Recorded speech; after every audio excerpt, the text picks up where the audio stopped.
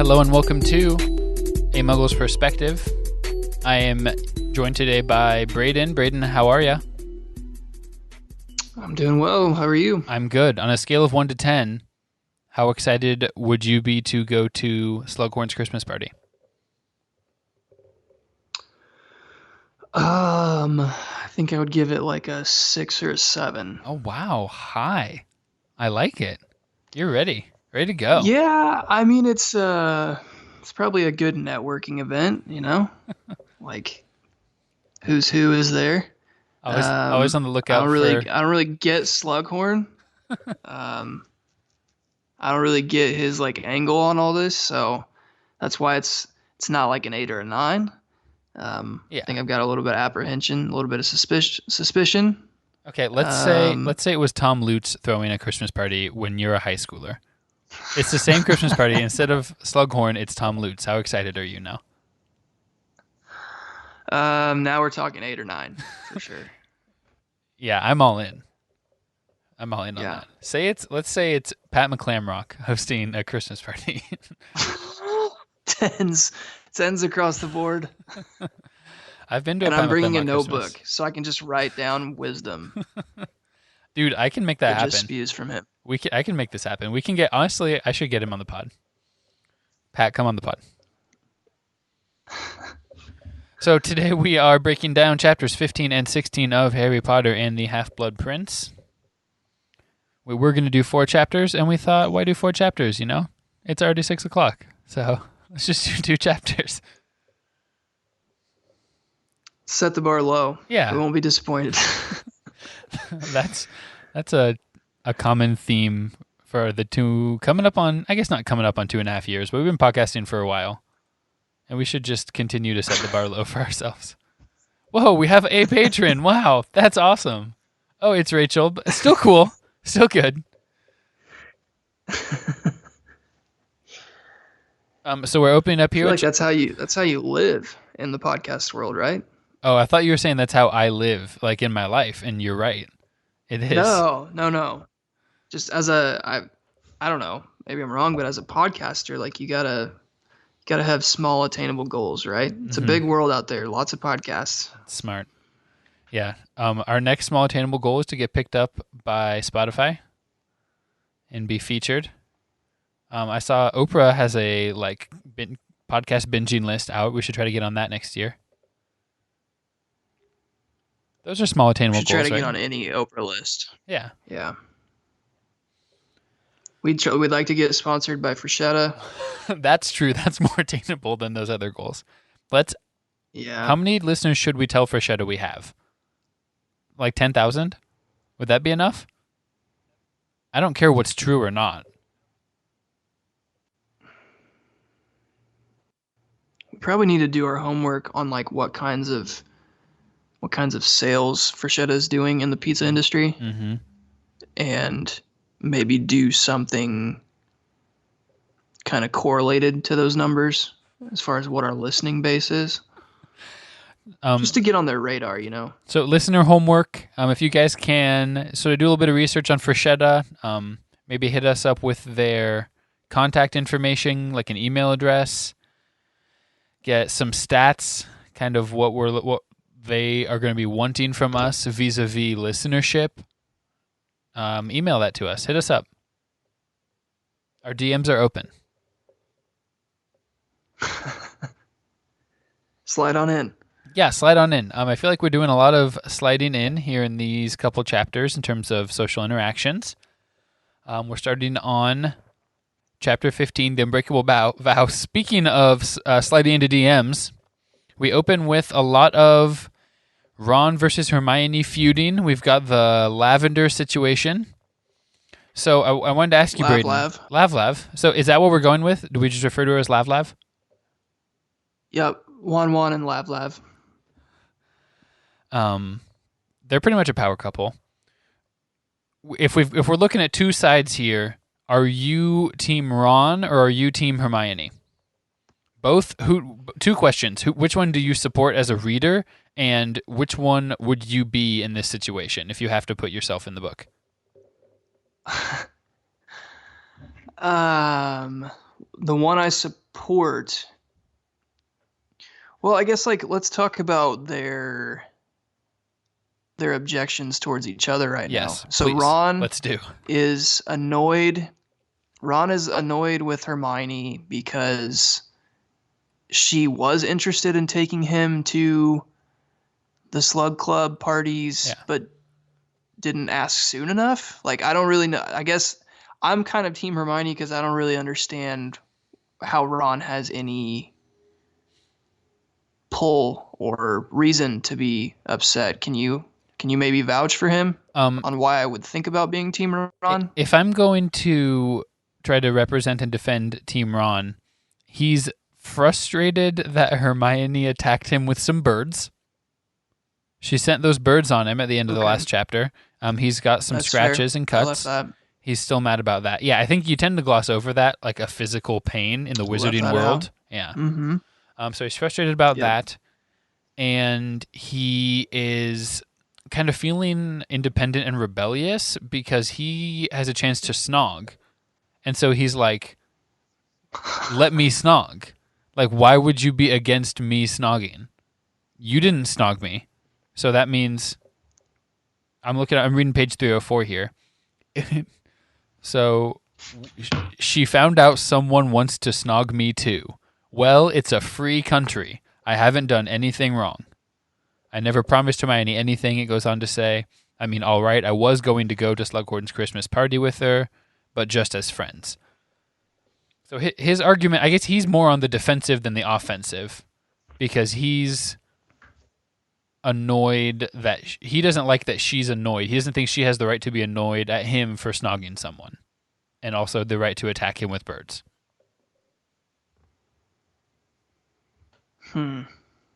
Okay, and Hermione is annoyed because, I guess in a weird way, maybe she kind of had a thing for Ron, and like he just needs to wait around until she's ready. Yeah, I think so. I think in her mind, the step of implying that she would ask him to the dance is forward enough that it should have been obvious to him that she liked him in some way. So it's a betrayal of his knowledge of that for him to go snog someone. It's sort of like circular girl logic.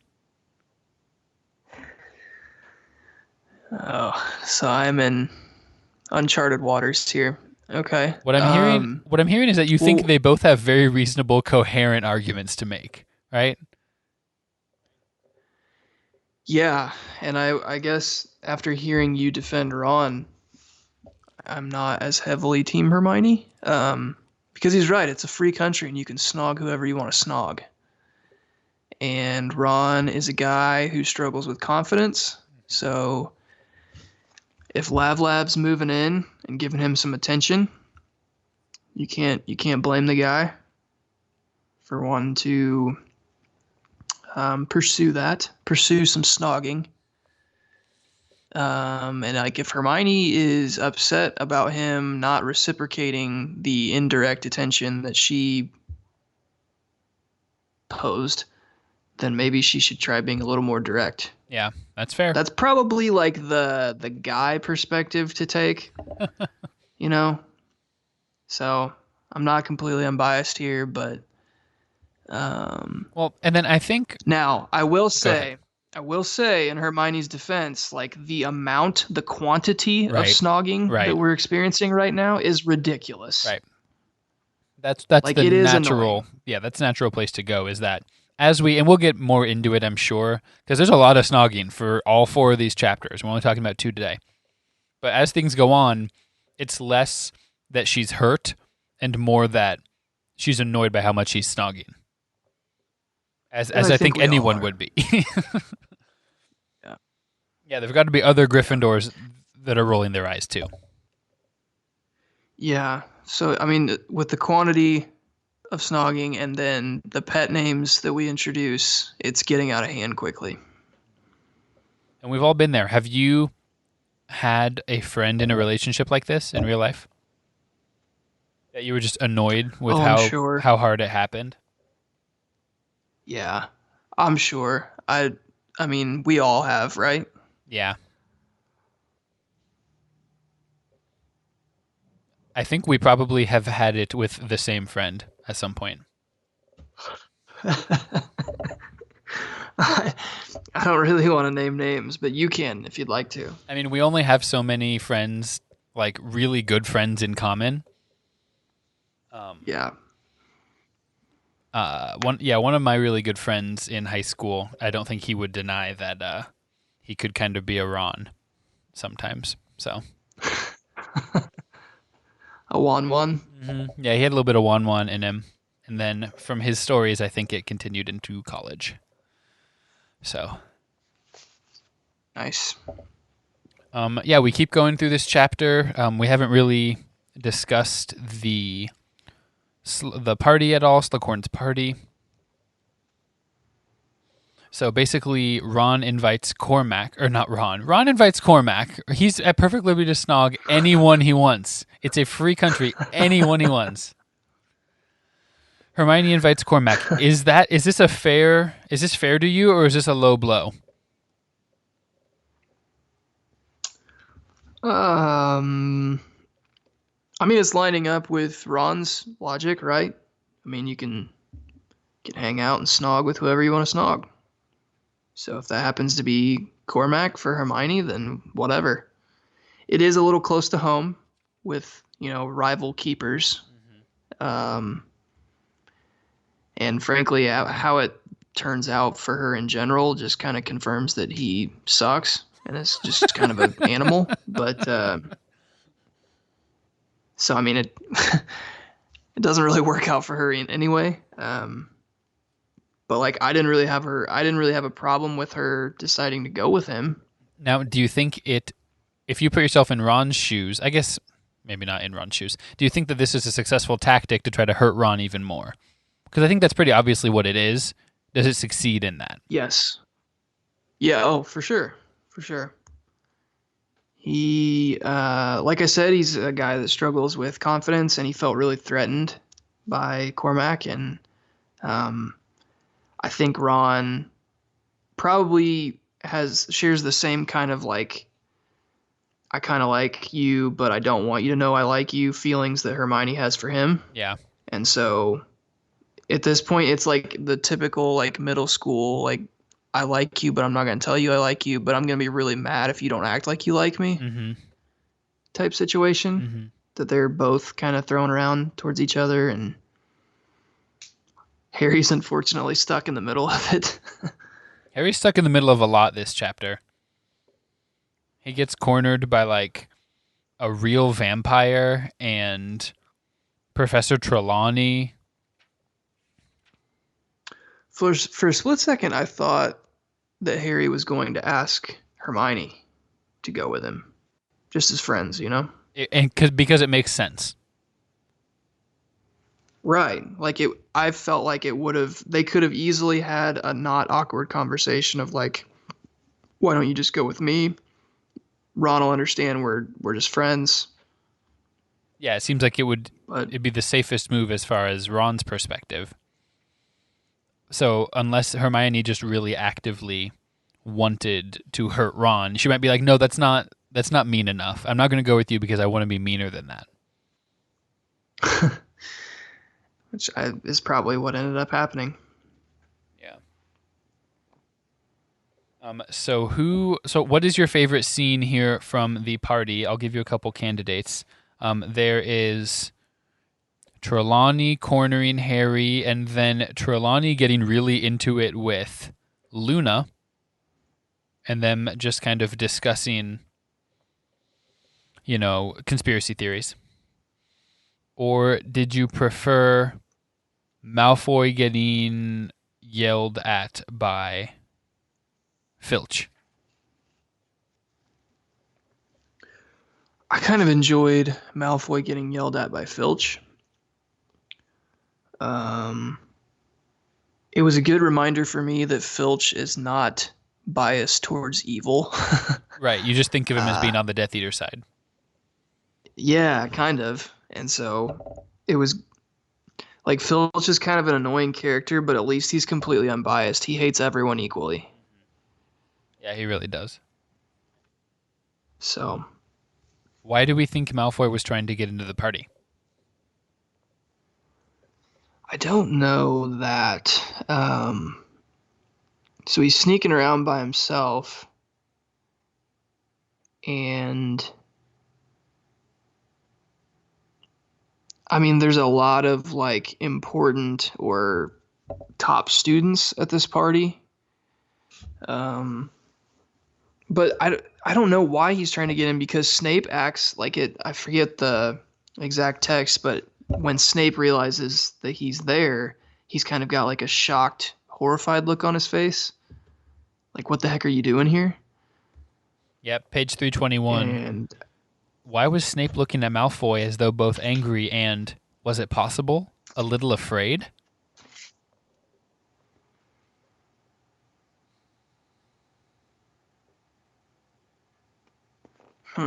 Yeah. So I don't really know because we learn later on that like Malfoy might be messing around with wolf type activity. True. Um, and I don't know if he needs like some sort of potion. You know how like Lupin needed a potion so that he didn't like freak out, like he could control it Yep. when he turned into one. So like my first thought was like he's sneaking around because he's trying to get to like Slughorn's office or Snape's office and like find some of that potion. Nice.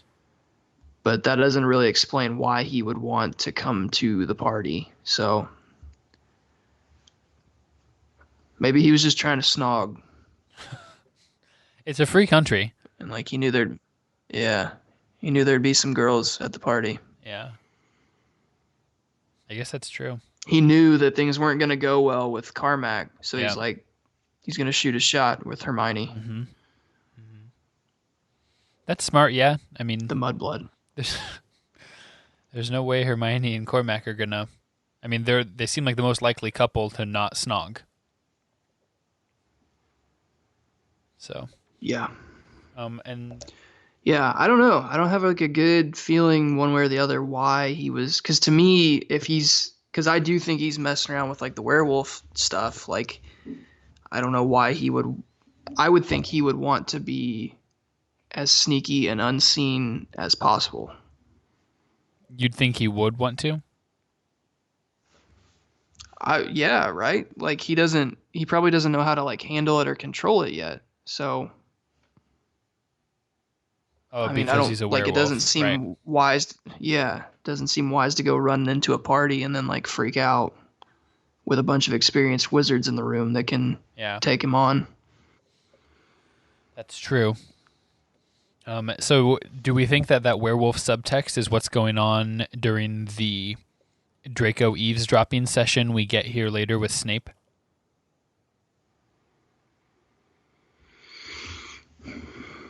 Because we do have to read into subtext a lot. I mean, we're talking about making mistakes, the plan, furthering the plan and doing it for him, but we don't get a lot of specifics.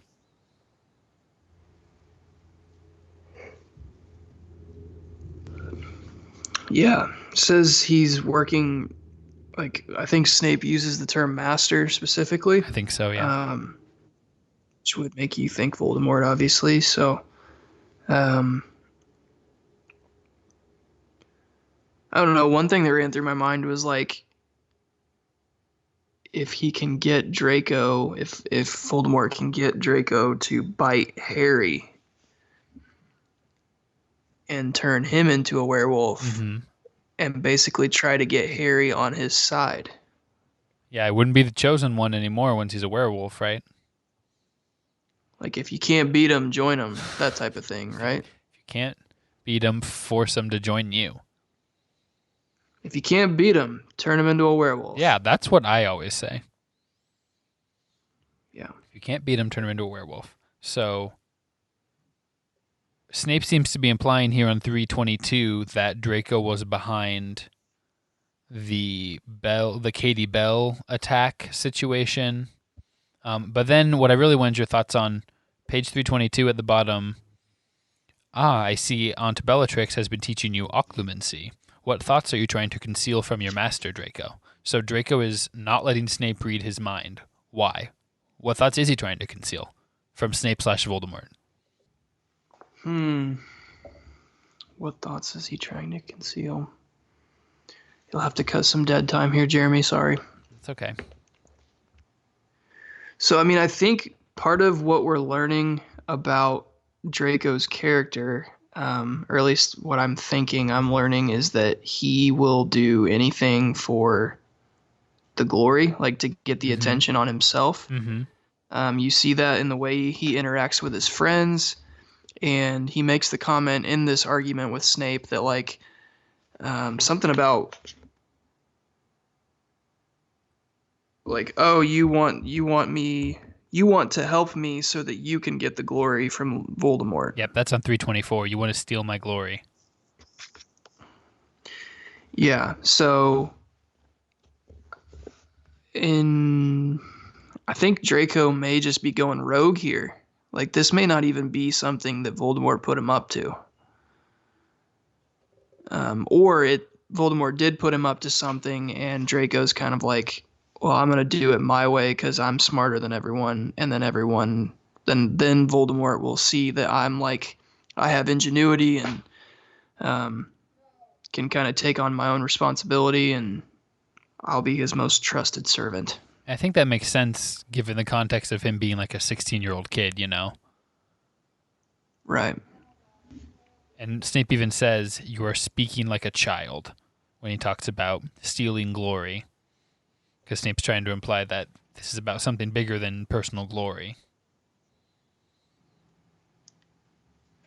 Yeah. So I think that's like, we talked about a potential weakness for Voldemort last episode being that he covets trophies. Like this chapter, I think we're learning for Draco, like his insatiable desire for glory. Yeah, it's a pride. Like, yeah. Okay, cool. So the fact that Snape made an unbreakable vow to help him, is this, if you were to predict, is this going to make Snape, like Draco says, continue to butt in even more? Or is Snape just going to let Draco slide on this and just let him keep doing his Draco thing? No, like, to me it kind of seems like they will end up getting in their own, like, subplot 1v1 Draco versus Snape type thing, because Draco's not going to let this die. He's going to go for his own glory, try to get it on his own, and Snape seems to take this unbreakable vow really seriously. So he's not going to screw around with that. And he thinks Draco's a child, so he doesn't know what he's doing. Yeah, I mean, that I don't know. That kind of rolls us here into the next chapter. Harry and Ron are talking about what an unbreakable vow is. And Ron says here at the top of 326, if you break an unbreakable vow, you die.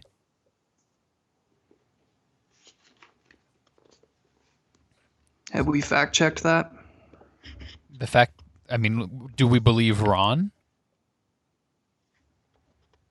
Well, I'm just saying that could be like something his brothers told him when he was a kid. It could. I mean, the story goes that his dad got super mad and his dad took it really seriously when he found out that Fred and George were trying to get him to do one, so.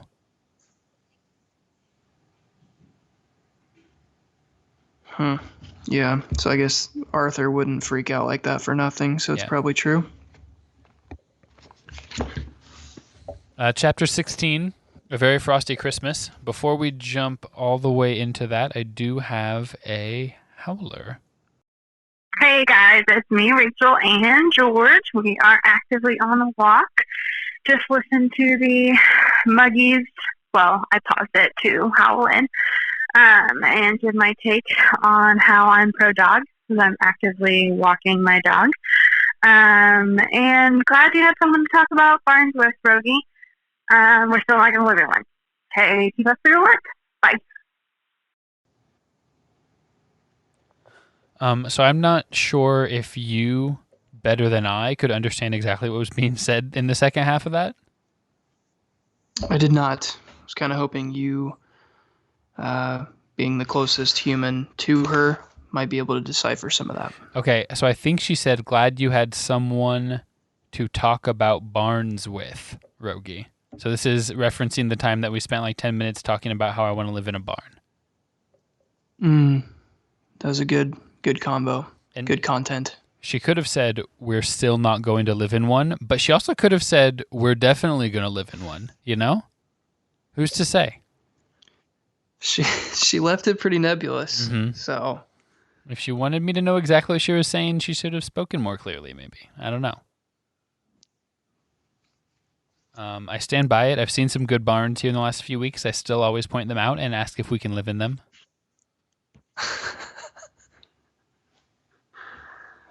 I think I could at least... I'm all for it. I could get a good man cave / possibly guest house into a barn. I mean, obviously it costs money to like do the refurbishing that those kinds of things would cost, but I think it's doable. Absolutely.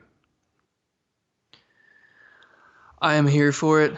I encourage you to continue to dream about living in a barn.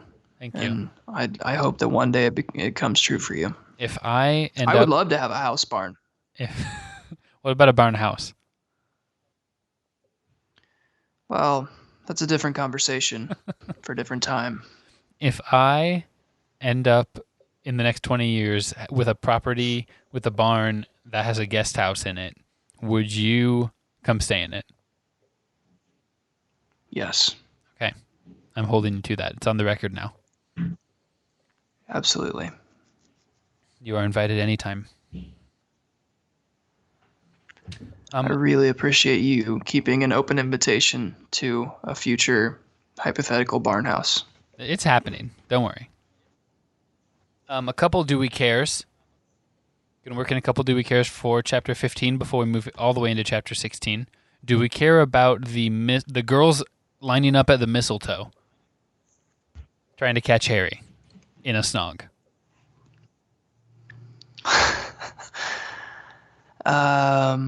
It's further confirming what Hermione pointed out last chapter, right? He's fanciable now. He's tall. He's got scars. He's tall. He's got scars. He's got invisibility cloaks. Yeah. He's mysterious. He's interesting. He's good on a broom. Yeah, he is. So, for fact, he can ride. That's just a fact. We know that. Absolutely.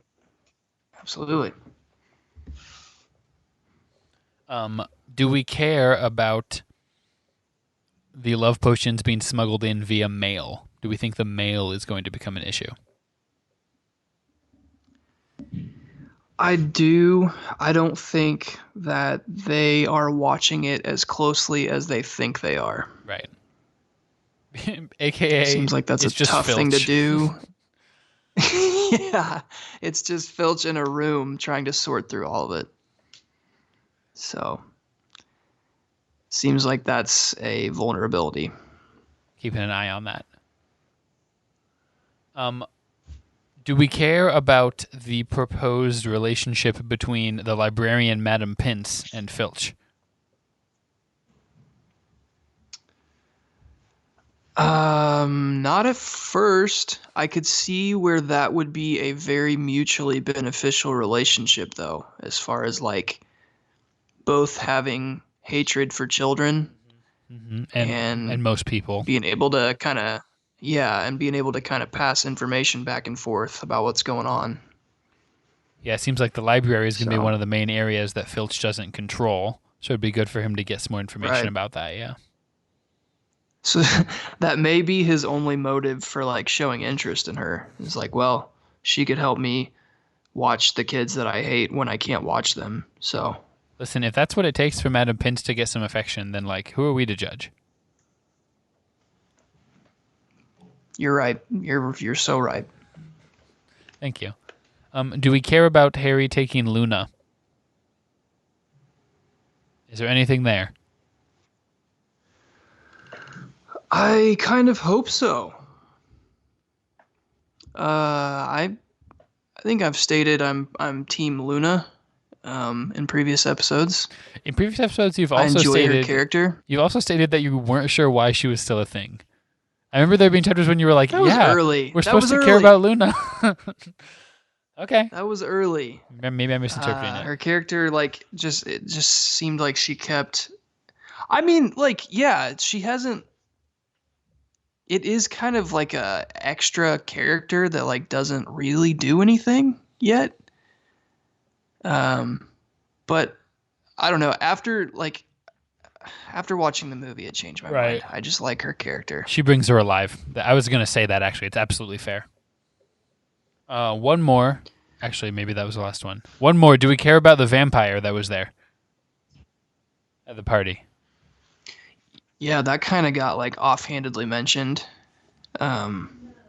Supposed to just kind of gloss over that, I guess. This is our first introduction to a vampire, right? Yes. They had been referenced a couple of other times. Like, Lockhart claimed he defeated a vampire. That was about it. So that didn't really confirm to me whether they were even real or not.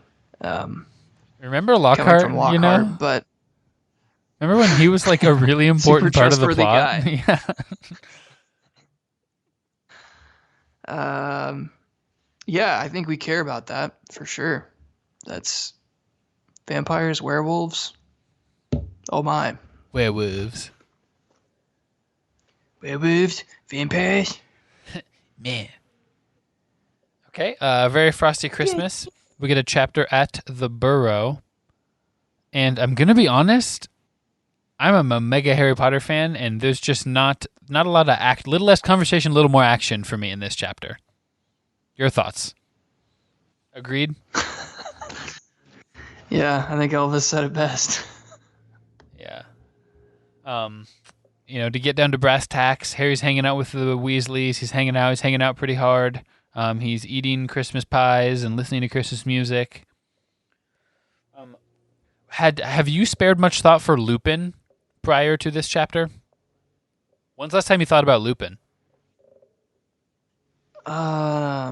Yeah, it's definitely been a while. I feel like every time we get a quick Lupin scene, like, they talk about how tired he is or how tired he looks. Oh yeah. And he makes mention in this conversation that he's been, like, literally underground, like, living with werewolves. Yeah. Werewolf caves. Yeah.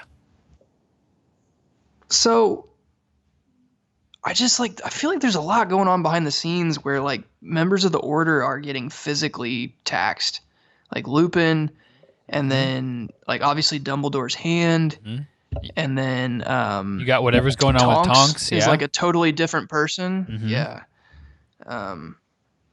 So, like, I don't know.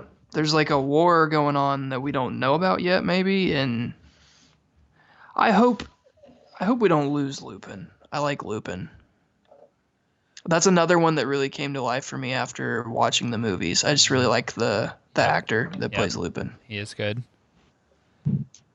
Do we see any symbolism? You were thinking about werewolves last chapter, and then we roll into Lupin this chapter. Does that just confirm the Draco werewolf connection for you? I think so. I'm going with that hunch right now. So Stan Shunpike is in jail, and yeah, what the heck? Yeah, what the heck? It's stated sort of, they don't want to just release him. They're trying to save face. Are there going to be any political consequences to this? Like, can you see an expose coming out that are like, Ministry jails dude they knew wasn't a Death Eater just for numbers? Yeah, it definitely seems like that. Like, especially, the conversation that Harry and Scrimgeour have outside the Weasley house. But, like, that's just an interesting tactic, in my opinion. Like, because if they're holding somebody who's a proposed Death Eater, don't they just hold them in Azkaban? Yeah, it seems like it. I mean, that's the way I read it. Like, that's crazy. Like, innocent until proven guilty, right? So, like, if Stan is like being investigated, you can't hold him in Azkaban where like his life is being sucked from him by the Dementors for until we figure out if he's actually a Death Eater or not. There's got to be some sort of in between, right? Seems like we need some sort of holding cell. Some tort reform. There's got to be some in between. That can't be like the entirety of the wizarding jail, like prison system. You would think. Yeah. So, I mean, that's like the equivalent of like, well, he might have committed murder, so in the meantime, let's torture him. Yeah. And once we figure it out, like if he did, we'll just kill him, and if he didn't, sorry. And I think you'll get Hopefully that. We didn't beat you up too bad. You'll get that in some countries throughout history. That's for sure. I don't like it. A few, just a couple of highlights of the Lupin conversation, Lupin and Arthur conversations. They still trust Snape. Why do you think that is? I don't know. I don't get it. I appreciate Lupin's sentiment as far as like, hey, we all have supreme trust in Dumbledore, and if he trusts Snape, then we trust Snape. But it also seems kind of irresponsible to just completely ignore all the evidence that's stacking up and all the questions around Snape. Yeah, I mean, the best evidence Lupin gives is that Snape used to make him that potion so he wouldn't turn into a full werewolf. Yeah, but like Harry says, he still leaked that he was a werewolf. Yeah, seems to cancel out.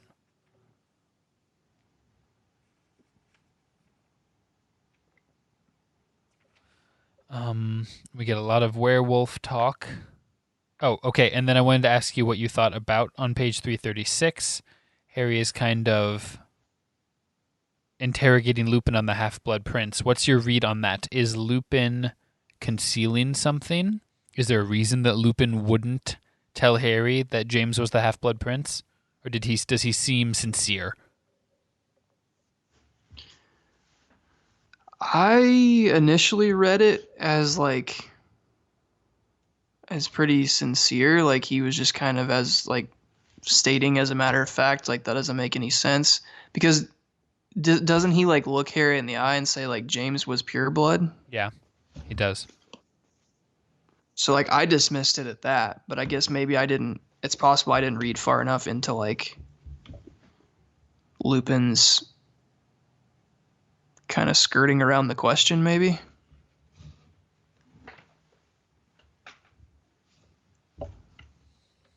Yeah, I mean, I guess it could have been. Implying? No, I mean, I think it sounds pretty sincere. I just wasn't sure if you were determined to, like Harry, to continue to believe that it could have been James. Yeah, unfortunately, that's what Harry wants to believe, and I think that's what we as the reader want to believe, but I still feel like there's this weird connection between Harry and Voldemort, like Tom Riddle, that to me this spell book is like, or potion book, whatever you want to call it, is going to be another piece of evidence on how Harry's probably more connected to Voldemort than he would like to admit. Yeah, I think that makes sense just from a plot perspective. That's where that's a good role for it to play. It's where it's going to end up. Yeah. Where are we on Christmas presents? We've got a lot of Christmas presents. I need your favorite one. Okay, is it the My Sweetheart necklace that Ron gets? I love that. I enjoy that a lot. A great line.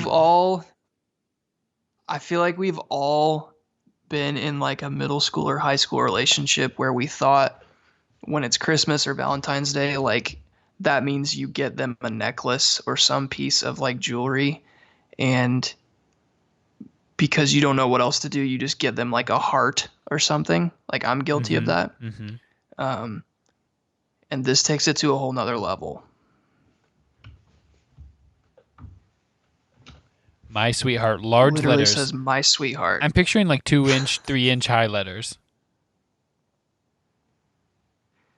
Do you think it's like iced out? Like it's a chain for Ron? I think so, yeah. It's got to be heavy. That's a lot of lettering, Yeah. you know? You can't just put that on some little thin... I'm just imagining Ron with that necklace and like a grill, like diamonds in his teeth. I'll run through some other presents. I want to know which one's your favorite. Harry gets a sweater, a hand-knitted sweater, a large box of magical pranks and stuff from the Weasley brothers. He gets a package full of maggots. No? None of those? You don't love the package full of maggots? I feel like he always gets a sweater, and the package of maggots is just kind of another reminder that friggin' creature is still alive. Yeah. Mrs. Weasley got a nice brand new hat, and she got a golden necklace. Lots of necklaces going around. Maybe Arthur and Lavender were discussing tactics and deciding what to do together. They went to Jared together. That would be good. What's the wizarding equivalent? Like necklaces that just like flash different colors and...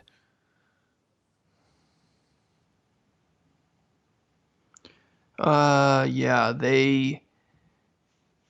you can buy a necklace that has like pre-spelled like shapes or words that it can form into when you want it to. Like a mood ring? Like a mood ring, yeah. Yeah, pretty much like a mood ring. Yeah. Nothing more to say about that. Basically a mood ring. We've pretty much got magic. What is magic, if not just mood rings? So, the real big thing that happens in this chapter, from my perspective, is Harry's conversation with Rufus Scrimgeour.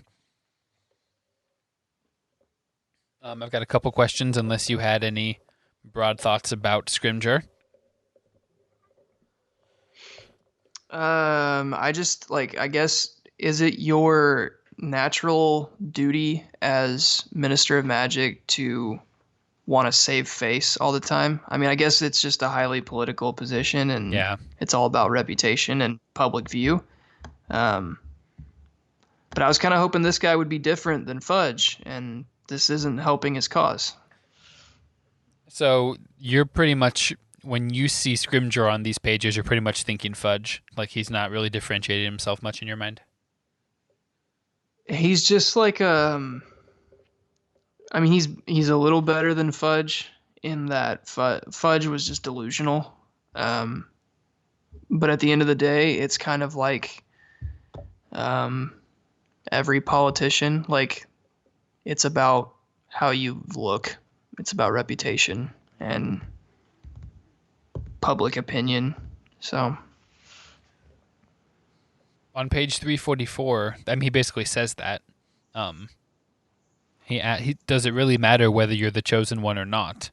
Harry's like, what are you talking about? He's like, well, to you it matters, whether or not you're going to live or die, but to the wizarding community at large, it's all perception, isn't it? It's what people believe that's important. That's just a slimy thing to say. I think it's just kind of sketchy. Whether you're the chosen one, whether you are the one to defeat Voldemort or not, who really cares? It's what we've got our people believing. It's public morale. So what if they're believing something that's false? As long as it's positive and keeps you in good standing and in office, it's good. And that's just trashy on like multiple levels, you know? And so my question is like, how can he say that and not realize he's coming off like such a jerk? Yeah, no Immediately. self-awareness Yeah. whatsoever. And maybe he doesn't even care because he's just kind of like, well, it's a 16-year-old kid. Like I don't care what he thinks anyways. Yeah. But that's just like a crummy thing to say to anyone. It's like to admit that all you really care about is public perception, and even in this case more specifically, the other thing to care about is the person you're talking to's life. Well, not only and to add to that, I guess, like to say that kind of thing to someone who has such like clout, I guess, for lack of a better word. Like if Harry went to the Prophet or Luna's dad's newspaper and said like, "Hey, I had a conversation last night with Scrimger and you'll never guess what he said." Like maybe they would twist it a little bit like the Prophet, but they would write that down because it's Harry Potter. Yeah. It's bold. So like he's just like, there's no self-awareness, just like blind boldness. I mean, in the next paragraph he says it's your duty to stand alongside the ministry, give everyone a boost. Yeah, that's kind of like that's a little bit scary viewpoint on the role of the ministry. He's not even like, okay, Harry, like, what are you doing to fight Voldemort? Like, what's your plan? How can I be helpful in that? Like, trying to pretend they're on the same page. No, it's just like, how can we keep people's perception where I want it to be? And Harry, you are a pawn in that game for me. So, and then tries to like guilt him into feeling like it's his duty, which is it's just scummy. Scrimger's a scummy politician. Tries to bribe him with a job as an Auror.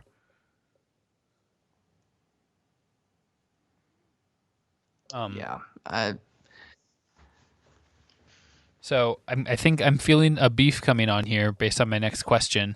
At the bottom of 345, he mentions a person's name, and I'm wanting you to explain how that person still has a job at the ministry. Braden's beef! Well, I can't explain that, Rogge, because it's absolutely ridiculous. And kind of just a completely out of left field idea. Fuda told me before we started recording that, hey, what are the odds that Dolores Umbridge still has a job? I would have said, what are the odds she's even alive? Yeah. They probably let her get torn apart by centaurs. So, as if my opinion of Scrimger already wasn't low enough, he's brought her back in. So, like, he has no self-awareness, he has no tact, and he also has poor judgment. So, like, just not qualities I typically look for in leadership. Those seem like things that would take away from that. Yeah, pretty antithetical. But what do I concept know? Of leadership, yeah. He doesn't even try to actually defend himself using logic. He's just like, well, you don't get it. You're a 16-year-old. I don't have to explain myself to you. Which, yeah. Like, even if we were going along with his concept of, like, let's try to keep public morale up, like, that whole attitude of, like, I'm above you and I'm smarter than you, so just go with what I say because I am older. Like that, I don't know. Some parents would say that's just how it is and that's how it works, but like I feel like things go better and people are more motivated when they know the why, you know? Yep. And especially with someone that you're actively trying to get to help you. Like he's not even trying to butter him up. He just...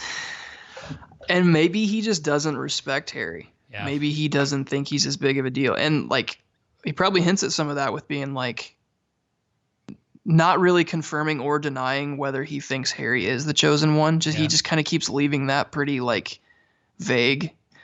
So maybe he just doesn't really have any, like, doesn't believe in who Harry Potter is anyways. So he's just kind of like, well, it'd be nice to have you on my team because people think you're a big deal, but if not, whatever. You're just another 16-year-old kid.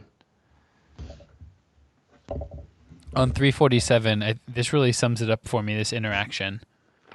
So Harry's basically like, I must not tell lies. I'm not going to, tell people the ministry is doing a great job even when it isn't. He says, I don't remember you rushing to my defense when I was trying to tell everyone Voldemort was back. The ministry wasn't so keen to be pals last year. And then, so what really sums it up for me is that Scrimgeour doesn't even try to respond. Like, that's a really cogent point.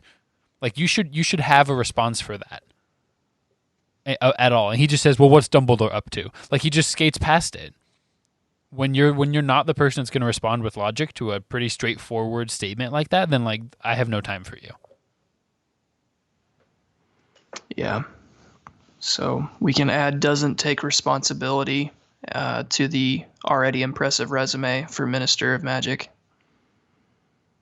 Yeah, it's just trash.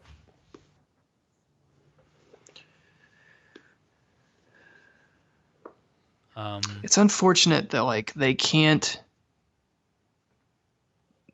like, I don't know, why is it so hard to get a good Minister of Magic? Yeah. I mean, he basically got promoted from head of the Auror office, so you'd think he'd be competent at something at least. So I don't know. You would think. Yeah. Just an absolute power corrupts absolutely type of thing? I think so, yeah. I've got a couple more do we cares, unless you have any bigger points from the chapter. No, hit me. Okay, do we care about the peeling potatoes in the beginning of the chapter? Is that a metaphor? Peeling potatoes Yeah. at the beginning of the chapter. Harry and Ron are peeling like a whole sink load of potatoes, and Fred and George could have just peeled them all for him with magic, but instead go off to flirt with a Muggle girl. And then Ron cuts his finger. What would the metaphor be? I don't know. Do we care? Well, like, now I kind of do. I hadn't really thought about it. What would the metaphor be? See, do we care can't become a segment where you're like, I didn't care about any of these, but then you put them in do we care, so now you're highlighting them, so I care now. No, I'm just generally interested in JKR's use of metaphors. The potatoes are... I clearly missed this one, so what is the potato? Potato is the mystery, and Harry's trying to peel away the skin and get, like, layers down deep until he finds the truth, It's so like... why did Ron cut his finger? It's because the cutting his finger is snogging Lav.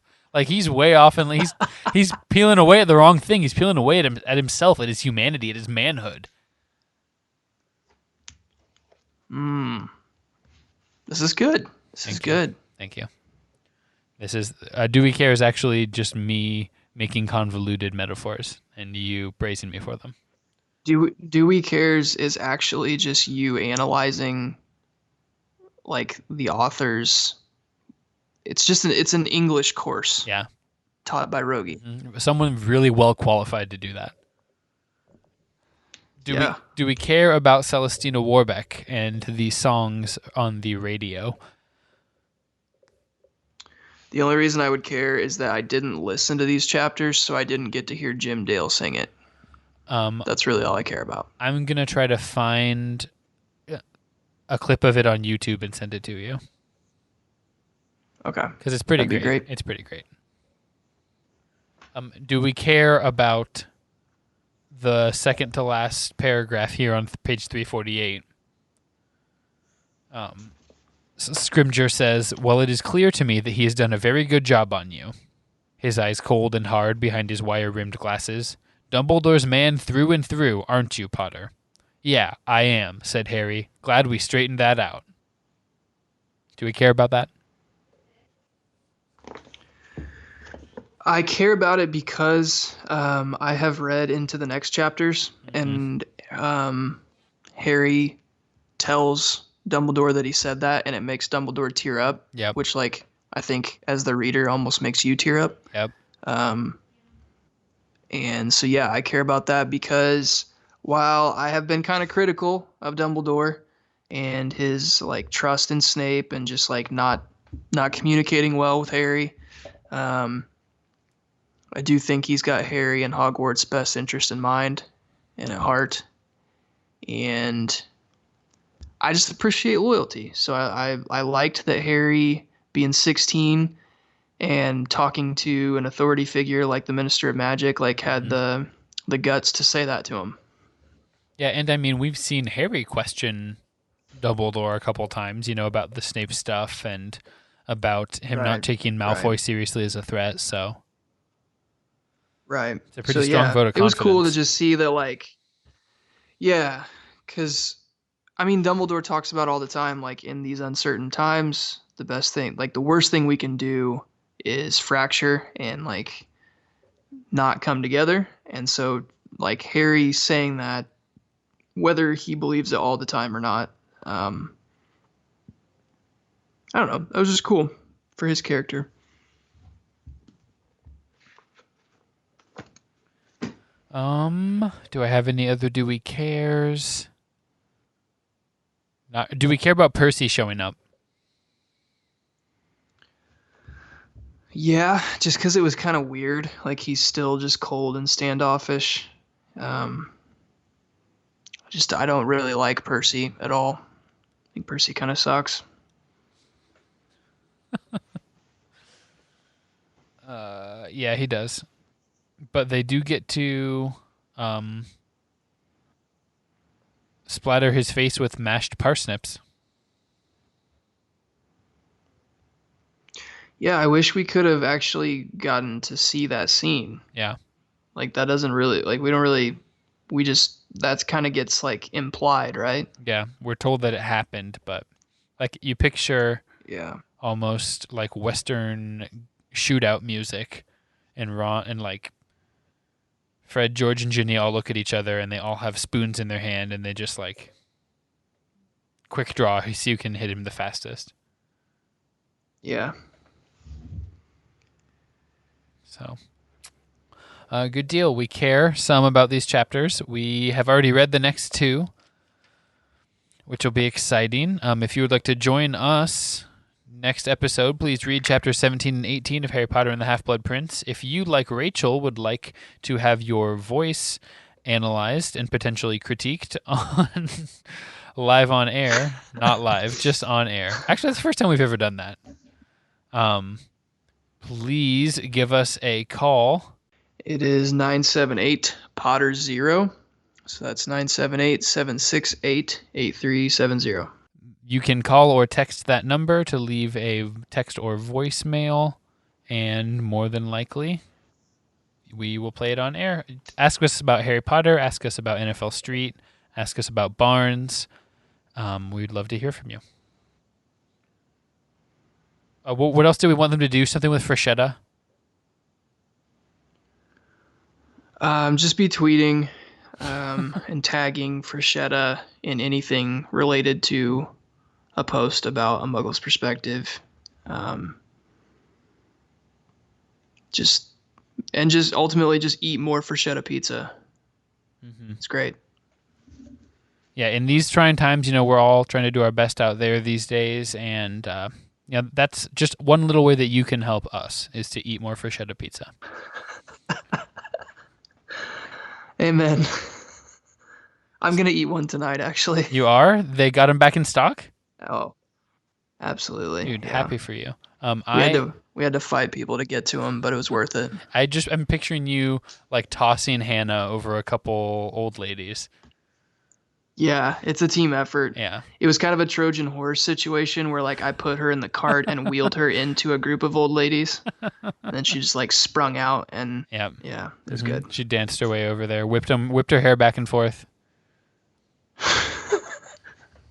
Something like that, yeah. It's really successful. Thank you for coming on, Braden. Thank you to Jeremy and Jessica for your tireless efforts. Thank you to Rachel for howling in. Thank you, Chad. Support us on Patreon, patreon.com/Muggles Perspective. Wait, what were you going to say? I was just thanking Chad for just being Chad. Yeah, as always. For chatting so hard. Chatting, yeah. We appreciate it. Couldn't appreciate it more. Thank you, Cooper, for not pooping during this episode. And we will talk to you guys again soon. Later.